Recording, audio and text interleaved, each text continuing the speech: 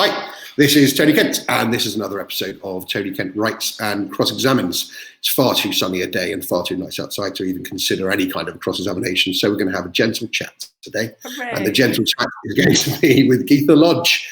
Geetha, have I pronounced your name right? You have amazingly, even though it doesn't look like it sounds at all. That was spot on. Okay, so Geetha is the author of, so far, two books in the DCI JONAH Sheens. Is it Sheens? That's it, Sheens, yeah, that's it. DCI JONAH Sheens series of books. It began last year with the best-selling She Lies in Wait, which was originally Judy Book Club pick, which for your first book is pretty damned impressive. And it was followed up just 2 months ago or 3 months ago, so still out now and ready for you to buy, with Watching from the Dark. Those are the two books, but there's plenty more to talk about, I think. So Geetha, how are you? How are you dealing with not going out? Oh, well, I'm mostly dealing with it by using my exercise allowance quite a lot, because I really don't like being stuck inside. Like I'm very twitchy. But now I have my 9-year-old back at school 3 days a week. Right. That's a very nice situation to be in. And I'm reveling in the fact that this morning I got to do the school run. I got to cycle him and then run back, and I feel so much more like focusing today as a result. So it's great. I have struggled certainly with the lack of structure. I think it's one of those funny things. You think, I'm self-employed, it won't really change things, I'll deal with it because I normally don't have structure, but you forget that you actually put routines in place for yourself, and that you like them. And my routine was always do the school run early, drop in at 8:15. By 8:30 I would be working in a coffee shop in Cambridge, and then I'd do some exercise around the middle of the day, take a break, come back home, and then go back out again to work again. So it's very different, but it's not all been bad. I think that my 9-year-old has really enjoyed having his mum around rather more. So I bet he has. that was bad, yeah. It's really the big difference, isn't it? Children have been the big difference. When I've been speaking to writers, I've found that most writers who have young children are exactly as yourself, and saying, "Oh yeah, we're used to staying in, we're used to being at home, but we're not used to being at home with them." Yes. And therefore it takes and I've had exactly the same thing. I'm not used to being at home, really, because I'm not a full-time writer. I'm a barrister as well. So it has been unusual for me, but much more so because my son's, I'm not able to spend that kind of time with my son. And I'm not so sure we're supposed to say that there are upsides to the lockdown, but that really has been an upside. I think it's good. No, I think you've got to see the positives, otherwise you'd just be miserable. Yeah. and it's not all about competition for the person enjoying it least, I think. But I think at the same time it's important for some people who are on their either on their own to feel that we're all in it a bit together.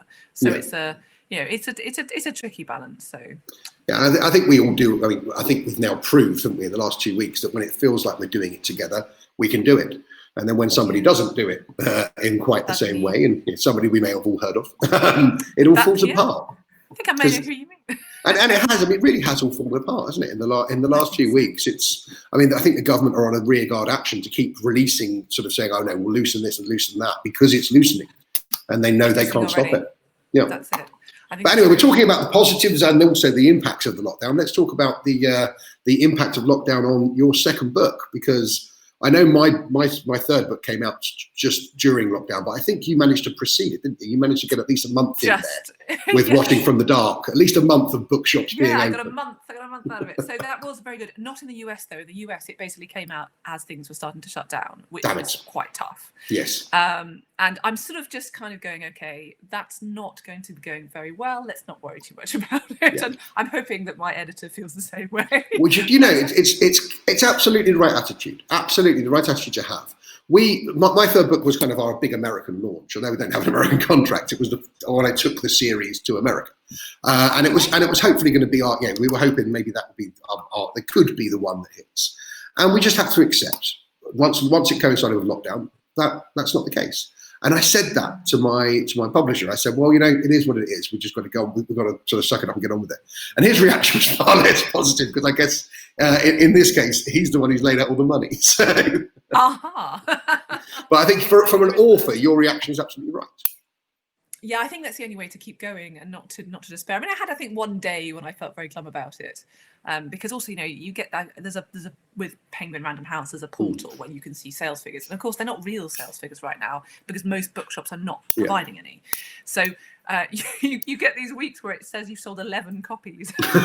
That's very helpful, isn't it? Right. And of course you've got to remind yourself that is not actually what's happening. It's a bit better than that. But I know some people who would be really pleased with that. If I looked at 11 copies at the moment, I'd be like, it could be worse. No one's allowed out. So, Watching from the Dark is the second in the series, but the series began last year with She Lies in Wait. I mean, and that, as debuts go, was a slam dunk of a debut, wasn't it? I mean, it really went much better than I expected it to go. It was lovely. I sort of hadn't really, I really hadn't expected to get the Richard and Judy, which was the thing that made a real difference. Yeah, that's the holy grail, isn't it? It was, and I had just entirely put it on the wish list of things for one day and assumed that it wouldn't happen yet. And then when it did, I was just obviously delighted. And I think the thing that really made it a great experience was that you realise that it's not just about them just picking a few books. They really, really are really into the books. Yes, and when you talk to them about it, that engagement is terrific. And I felt really motivated to then push on. And at that point, I was sort of just getting into book 3, and it was really great motivator. So that's been absolutely terrific. And I obviously guess that Watching from the Dark will not be picked this time, so we'll have to see how that goes. And I'm sure it'll be, it'll sell a few fewer copies, but that's all fine, and it's all, it'll hopefully all build. And again, it's you have to accept the reality of what it is. I mean, my second book, Marked for Death, was also last year a Richard and Judy book club pick, and I have to say, when my 3 months came to an end, and the other 3 months started, and my ones would go down the shelf, I got quite proprietarian about it. I got quite sort of, hang on a second, who are you? When you saw new clubs in there, new books in there, it was quite, and especially, I can't remember which thriller followed me, but mine was the thriller of my sort of pick, my intake. So I can't remember who. I think it was David Bardacci, who I love. I mean, he's my absolute inspiration to be a writer. But for a while, I wanted to kill him. so that's my spot. It's natural anyway.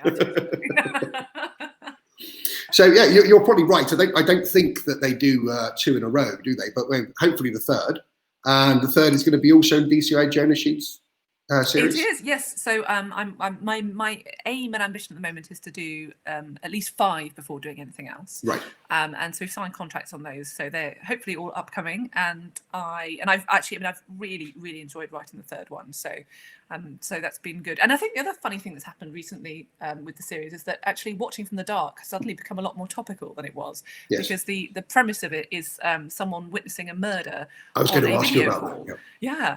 And I actually was sort of scribbling out an article about a week or so ago, about 2 weeks ago, thinking about, how actually there's a sort of inevitability that at some point, if we keep all Zooming all the time, someone will witness something. And then about 2 days later, it actually happened. And it's one of those, yes. So in I think it was in Canada, 20 people witnessed someone being killed by their grandson or something on Zoom. Fascinating. No way, I didn't know that. Yeah, very strange. And I think the thing is, it's a horrible thing, and obviously, you never want that sort of thing to happen. But if someone is going to be killed, I really like the fact that some people saw, and the person is going to be brought to justice. So because I imagine at the moment that the amount of crime that is going, crime is down, massively down, but of course it is, because people haven't been allowed out. And there's already, since the loosening about a week ago, and we're loosening more this week, but since the loosening a week ago, there is an appreciable increase in recorded crime. So it's incredible how quickly it's gone up again. Nothing like the levels of before. However, the fact is that crime has gone down, but what crime there mustn't be any witnesses. So it's very interesting to think that this is something that can hopefully, if it's got to happen, that it happen on Skype. It happens exactly. But that's the premise of Watching the Dark, isn't it? Something, I'm not sure it's a murder, something occurs while a number of people are watching on Skype. Yes. So in fact, it's Aidan Poole, who is one of the characters, is trying to Skype his girlfriend, and instead sees this attack, but doesn't get to see who did it. So it's all about what he saw, why he didn't tell the police for a long time, and whether what he saw was real, because to all intents and purposes, what happens ends up looking like a suicide. So that's the side of it. So yeah, it's very strange, strangely topical. Yes, very, very topical. Because the first book, She Lies in Wait, that was a cold case book, wasn't it? That was a book. That was, yes, yes. So something happens in New Forest.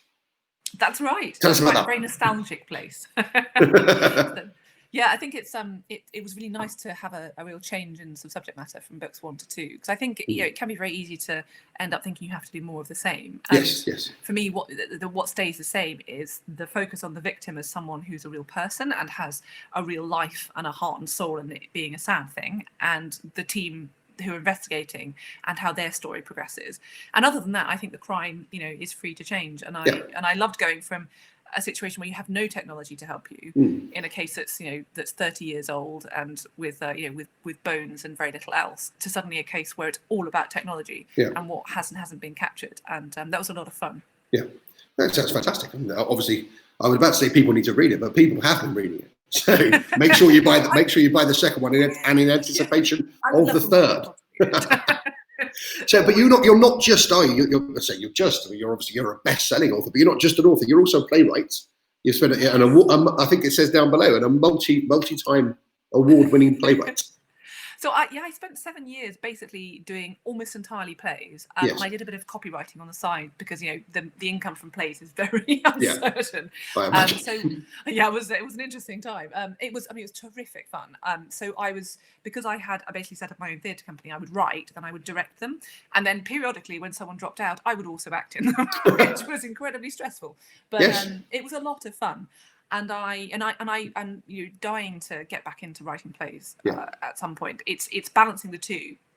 Finding the time. I'm giving, But you are writing full time now, aren't you? I am now, so I think I'm hoping that may sort of increase a bit, and I'm trying to give a bit of attention now to some of my young adult and children's stuff, which is currently all sitting on Wattpad accruing readers, but isn't yet in print. And I'd really like to do something with that as well, whilst keeping to writing 1 crime book a year. So we'll see how it goes.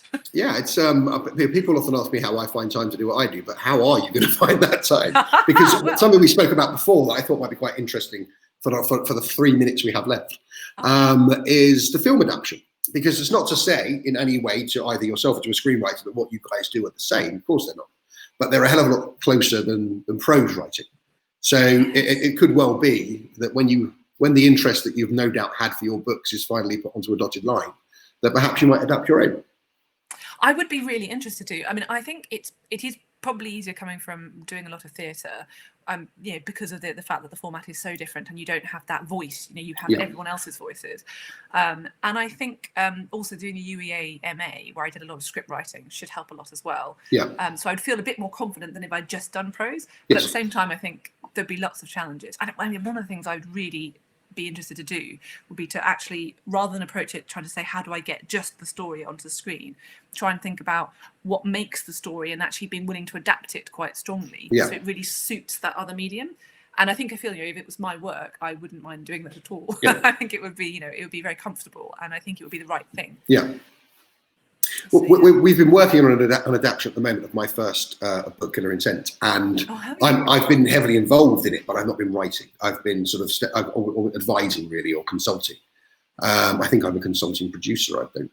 Anyway, whatever what it is. Cool. But what you say is absolutely right. The whole adaptation process is absolutely fascinating, because to see them have to tear it apart to make it work on screen. I mean, I'm completely unprecious about it. I'm just really sort of scientifically interested in it. And it's really interesting to see how they've had to change things, not because they just want to change things, but because it just won't work on screen. And so to make it work. So it's very interesting. That's fascinating. And I think what a good attitude to have about it. I think it must be very hard seeing someone else change your stuff. I mean, I've had some of my plays directed by other people, which I suppose is as close as it gets. And it is always an interesting one. There's always a bit of I wouldn't have done it like that. There are things that I disagree with. There are things that say, well, that's change for change's sake. I'm not a believer in that. I think the book has worked and it's done well. So don't change things for the sake of changing them. But big changes they've made. It's the small changes I've queried. The big changes I totally get. Oh, that's great. Well, it sounds like that they're a good writer then. Whoever they seem to writers be. Are good. I mean, and that's really nice. Oh God, I can't wait to see. That's very It will be fun. I hate to end on that point because we're talking about my books but not yours, but we have to, because we're about to run out of time. Otherwise, we have to kiss goodbye to Instagram. So, Geetha, I'm going to say thank you very much. Good luck with the books. I hope that Watching from the Dark sells loads even in the lockdown.